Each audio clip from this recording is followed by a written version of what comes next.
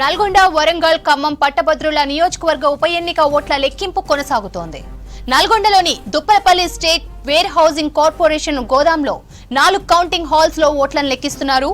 మొత్తం 605 పోలింగ్ కేంద్రాల నుంచి వచ్చిన బ్యాలెట్ బాక్సులోని ఓట్లను బండిల్స్ కట్టడం పూర్తి చేశారు. కాసేపట్లో తొలి ప్రాధాన్యత ఓట్లను లెక్కించడం ప్రారంభిస్తారు ఎన్నికల సిబ్బంది. అర్ధరాత్రి వరకు తుది ఫలితం వచ్చే అవకాశం ఉంది.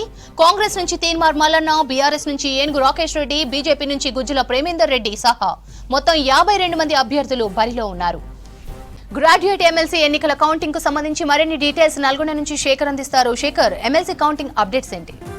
ఉమ్మడి నల్గొండ, ఖమ్మం, వరంగల్ పట్టభద్రుల ఎమ్మెల్సీ ఎన్నికలకు సంబంధించిన కౌంటింగ్ ప్రక్రియ ఉదయం 8 గంటలకు ప్రారంభమైంది. మొదట బండిల్స్ కట్టే ప్రక్రియ ప్రారంభమవుతుంది. మొత్తం కూడా 7 రౌండ్లలో 25 బండిల్స్ చొప్పున అన్నీ కూడా కట్టలు కడతారు. ఆ తర్వాత అన్నీ కూడా ఒక టేబుల్ దగ్గరికి తీసుకొస్తారు.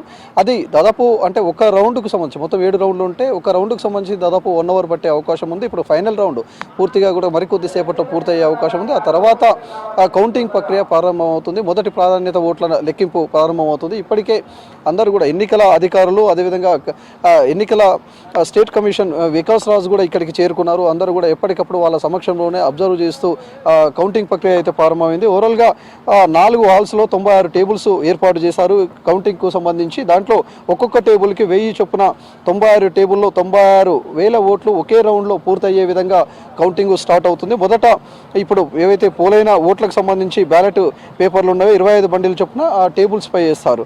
మరో గంటలో మొదటి ప్రాధాన్యత ఓటుకు సంబంధించి అదేవిధంగా తో పాటు చల్లని ఓట్ల ప్రక్రియను ప్రారంభిస్తారు. ఆ తర్వాత కౌంటింగ్ ప్రక్రియ ప్రారంభమవుతుంది. ఇప్పటి వరకు ఉదయం 8 గంటల నుంచి ఇప్పటి వరకు ఎలాంటి ప్రక్రియ అది చేశారు లోపల కౌంటింగ్ హాల్కు సంబంధించి, ఆ తర్వాత ఎలా ఉంటుంది ప్రాసెస్ అని మనతో పాటు మాట్లాడేందుకు బీజేపీ నేత నరసింహారెడ్డి గారు ఉన్నారు. ఒకసారి మాట్లాడదాం. ఉదయం 8 గంటలకు మీరు వెళ్ళారు లోపలికి, ఓవరాల్గా కౌంటింగ్కు సంబంధించి స్టార్ట్ అవుతుంది కదా, ఎట్లా ఉన్నది ప్రక్రియ? ఉదయం 8 గంటలకు ఈ ఎమ్మెల్సీ ఉప ఎన్నిక యొక్క కౌంటింగ్ ప్రక్రియ ప్రారంభించారు.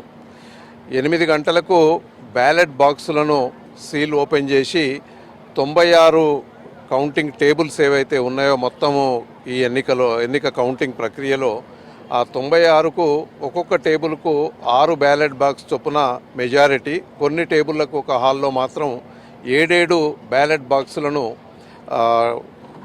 ఇవ్వడం జరిగింది.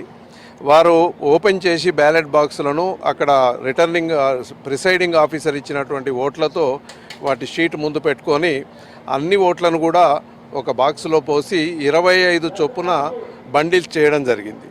ఈ 25 బండిల్స్ చేసిన తర్వాత అక్కడ ప్రిసైడింగ్ ఆఫీసర్ ఇచ్చినటువంటి ఆ అకౌంట్ షీట్ ఫామ్ 16Cకి దీన్ని టాలీ చేసుకొని ఇప్పుడు అన్ని బండిల్స్ను కూడా పూర్తి చేసి రిటర్నింగ్ ఆఫీసర్ యొక్క హాల్లో ఉన్నటువంటి మిక్సింగ్ డ్రమ్స్ ఏదైతే ఉంటాయో అన్ని టేబుల్ల నుంచి 96 టేబుల్ల నుంచి ప్రతి బ్యాలెట్ బాక్స్ అయితే బండిల్ చేశారో వాటిని ఇప్పుడు మిక్సింగ్ చేశారు.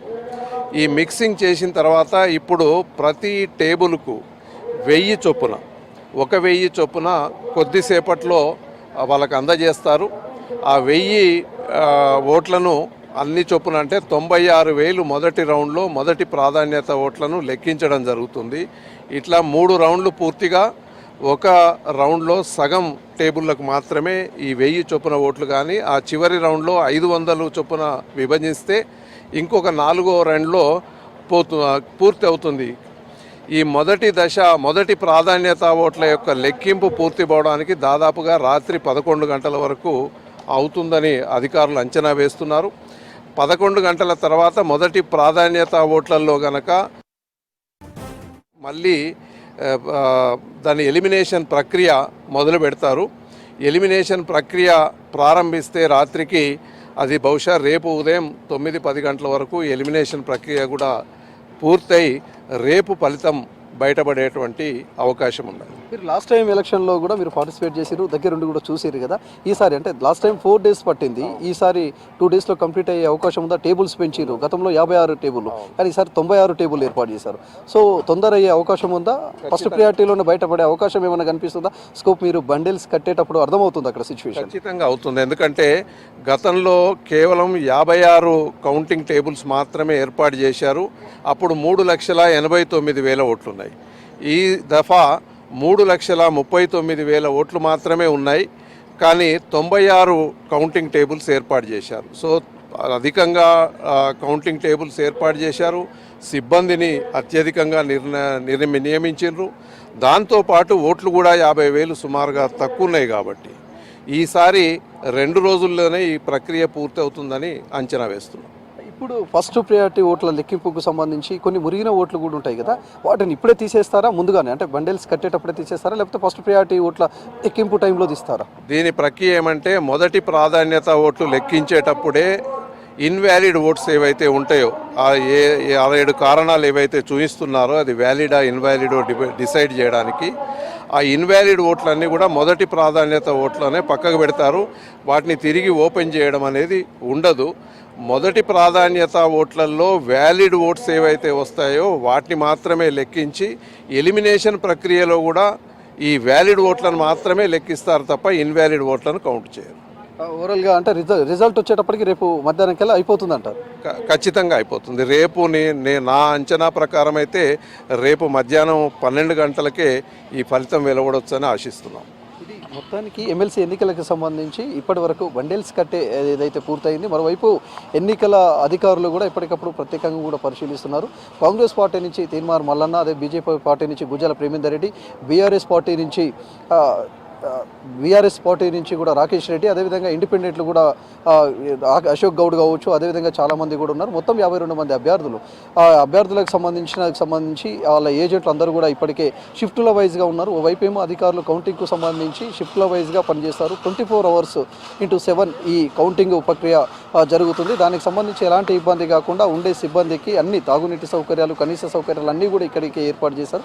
మరోవైపు షిఫ్టులు మారేటప్పుడు కూడా వాళ్ళకు కూడా ప్రత్యేకంగా కూడా పాసులు ఇచ్చారు. ఎవరికైతే పాసులు ఇచ్చారో వాళ్ళు మాత్రమే లోపలికి అనుమతి ఇస్తున్నారు. పాసులు లేని వాళ్ళని, అదేవిధంగా అనుమతి వాళ్ళు ఎవరిని కూడా రానిచ్చే పరిస్థితి అయితే లేదు. మరోవైపు ఈ కౌంటింగ్ కేంద్రం మేలదుప్పలపల్లి వేర్ హౌస్ కార్పొరేషన్ గోదాం ఉన్నదో ఇక్కడ చుట్టుపక్కల దాదాపు 100 meters వరకు కూడా 144 సెక్షన్ అమలు చేయడంతో పాటు ఇక్కడ 3 అంచెల భద్రతను పెట్టారు. అదేవిధంగా ఎవరైతే ఏజెంట్లు కావచ్చు, ఆ ఏజెంట్లకు సంబంధించిన అధికారులు కావచ్చు, వాళ్ళందరిది కూడా 1 కిలోమీటర్ అవతలనే వాళ్ళ పార్కింగ్ ప్లేస్ని ఏర్పాటు చేశారు.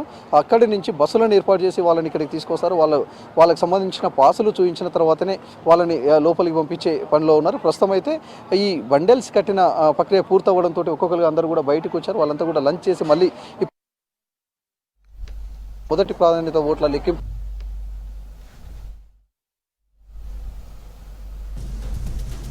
గంటల అంటే రాత్రి 10 అవుతుంది.